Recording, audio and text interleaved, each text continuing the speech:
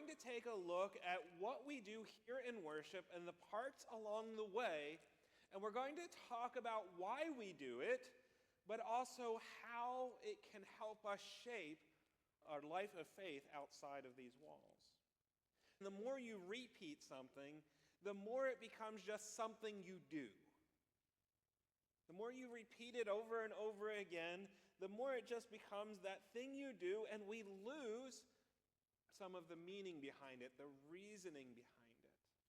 We begin our worship every week with it in some form. Unlike other parts of our service where it is written out the same every week, like the Lord's Prayer, this call to worship changes. And yet it is a back and forth. The leader says something and you respond. This was a time of gathering. This was a time to give God thanks and glory and worship God alone. And this is what we do.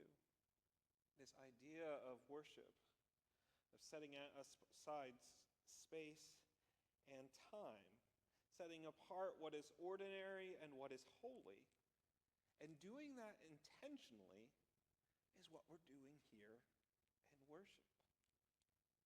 If we don't do it, then we're certainly not going to do it by accident. If we don't train ourselves to say, this is a holy time, then it becomes even harder to recognize those holy times outside of worship. Jesus was angry, and he flips over their tables. Said, you have turned the Lord's house into something common, into a marketplace.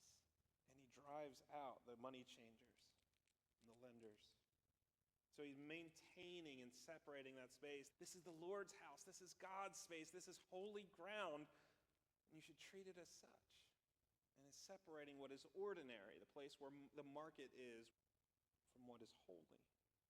If we aren't aware of God in those places that we consider holy, how are we going to become aware of God in the ordinary spaces that become holy? If we leave it up to accident, we're not going to do it.